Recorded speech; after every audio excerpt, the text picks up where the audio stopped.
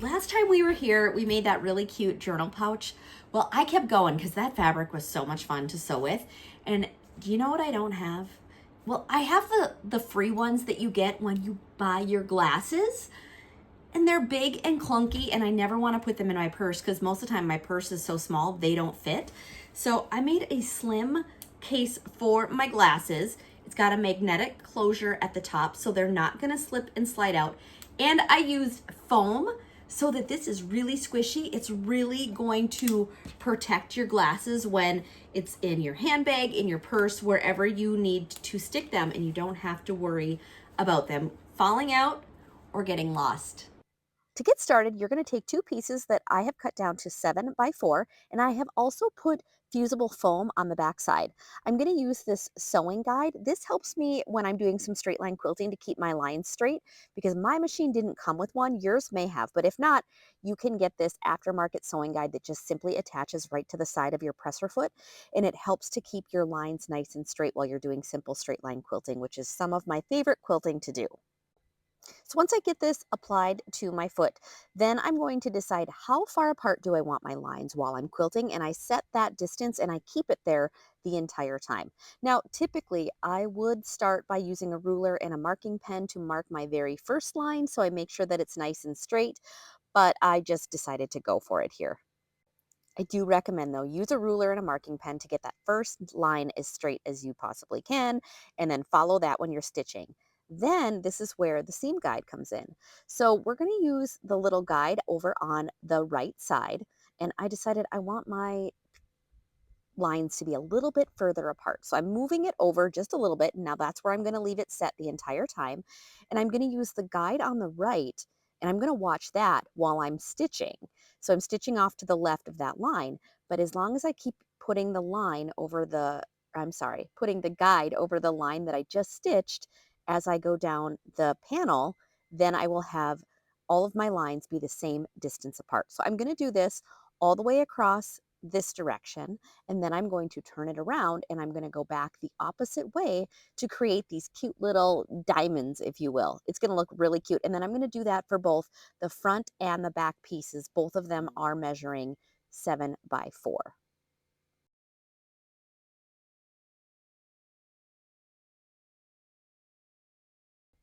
Okay, so here I'm doing the same thing. I just turned it around the other way and I'm trying to keep my angle basically the same. So I'm going to do my first line here and then use the guide to quilt over the rest of this to create these cute little diamonds. And I love using the fusible foam because not only is it really protective for your eyeglasses, but it also adds so much dimension to your finished project.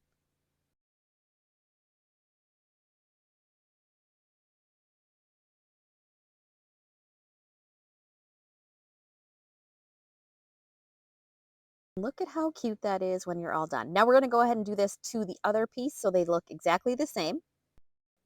Next, we've got our top panels. Now these pieces are 2 by 4 and I put fusible fleece on the back of them. You could also just use a midweight interfacing for this part. Now, I'm going to add a little fun detail to this next part here. You can skip this if you want, but I'm using just some seam tape and I am applying rickrack to the top edge. I like to use the seam tape because it helps to make sure everything stays where you want it. That way you don't have to pin it, and when you're sewing, everything stays nice and neat.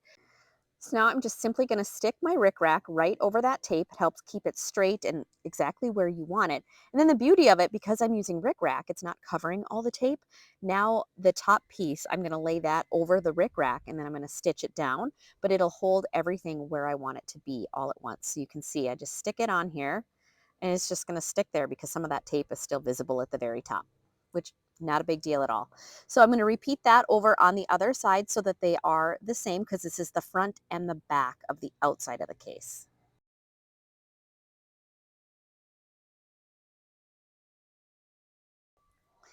And then you just want to use a regular straight stitch here to stitch those pieces into place and then trim off any excess that you might have.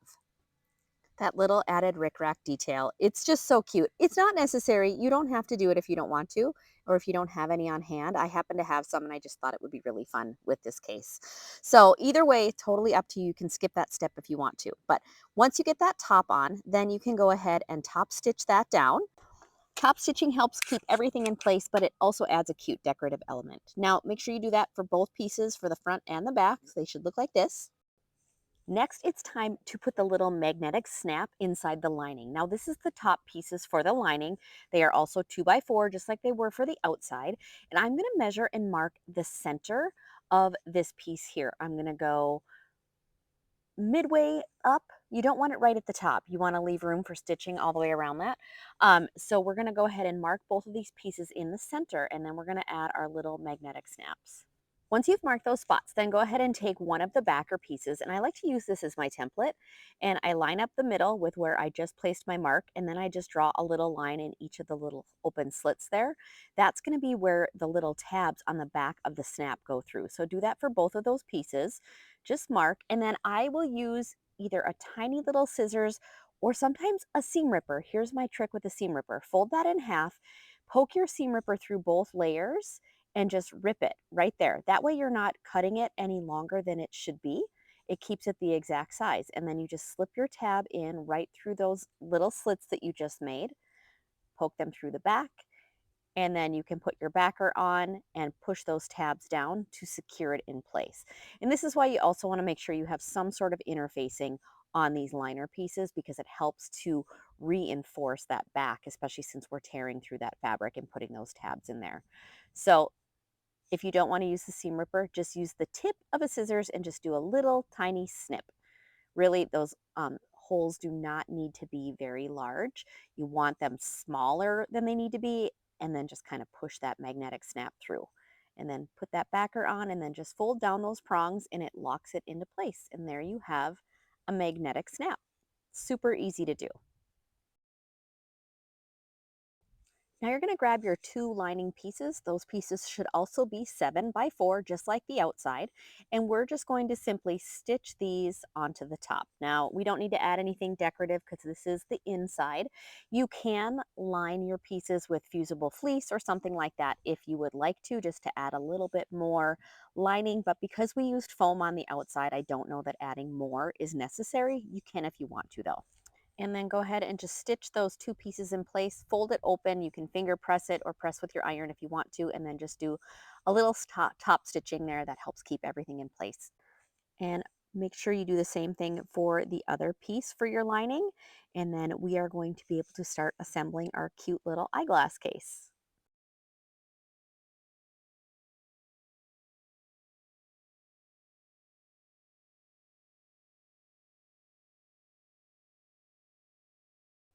Okay, now we can start putting these two pieces together. So I will usually snap that magnet together. It helps hold everything into place. Make sure all your edges line up nice and neat. Do not sew across the top. Now here we want to leave a little section open for turning. I'm going to do that on one of the sides. It doesn't matter which side you do it on. So you're just going to stitch around three sides. Again, we leave that top piece open, and you're going to leave about a 2 to 3 inch opening on one of the longer sides. That way you can turn it all right side out, and you need room to work the layers through that opening. So don't leave the opening too small, or things might tear or be difficult to turn through once you're all done. Once you've sewn the lining pieces together, then take your outside pieces, do the same thing, but you don't need to leave an opening here. So you want to sew all three sides all the way around, leaving that top part open.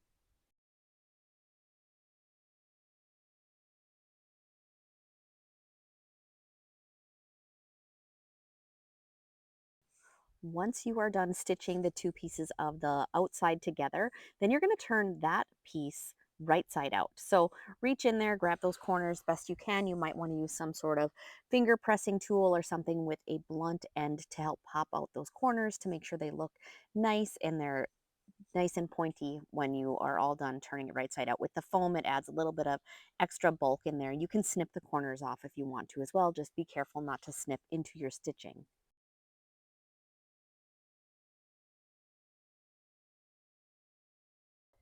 Next, you're going to take the lining piece and just kind of open it up where the snap is, if that's probably closed to shut.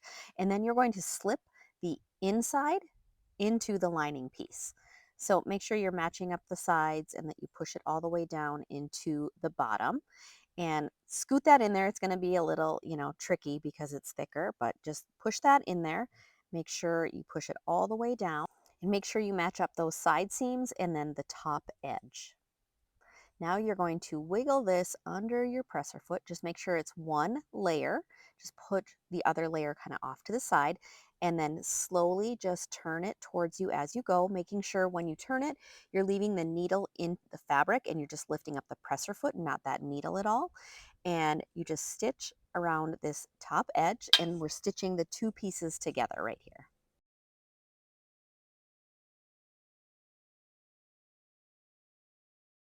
Once you are done stitching the two pieces together, then you're going to go to that opening and then gently pull the outside out through that opening. And then you're going to just kind of turn it the right direction. And then go ahead, trim off any excess threads. You might find a couple of them throughout here, but turn the rest of the liner right side out and then press out those corners so they're nice and pointy. And then you can use an iron, you can use pins or clips, but you want to tuck down those raw edges from the opening. However you want to do this. Sometimes I do bring it over to the ironing board and that really helps just kind of keep them in place. But right here, I'm just going to simply top stitch along that open edge to close up that opening. And because this is on the inside, nobody's ever going to see this. So just make sure the raw edges are tucked down inside there and then you top stitch along that open edge. All right, now we just want to take and tuck the lining down into the eyeglass case. Make sure you get out any wrinkles, it's nice and smooth, and that your corners are matching up down at the bottom. You may again want to use some sort of blunt bone folder or finger pressing tool or something to just poke the corners into each other just to make sure they lay nice and flat. And then all we have left to do is to top stitch around that top outside edge just to finish it off. It gives it a nice finished look and it helps keep that lining tucked down along the inside. Again, as you're working your way around, when you're turning the fabric towards you, leave the needle in the down position and just lift up that presser foot. It helps keep everything nice and neat in line where you were stitching before so your stitching doesn't get jagged. And just go really slow here. It's a smaller opening that we're working with, but I promise you, you can definitely do it.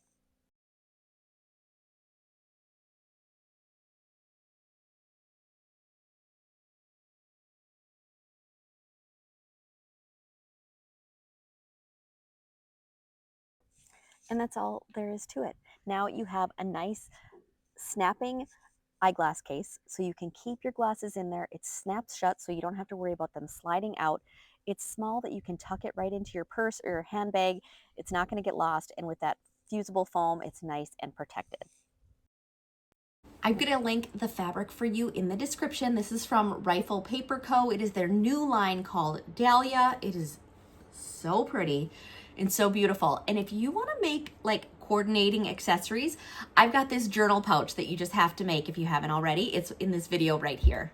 Thanks so much for watching. Be sure you hit that subscribe button so you don't miss out on any of our fun content. We've got so many fun videos for you planned in the next coming months. And you guys, we're getting into fall. It's the holiday season, which means gift giving, holiday decorating. So much fun stuff is coming your way, and I can't wait to share with you what I've got up my sleeve. Well, not today, but because I have no sleeves, but you know what I mean.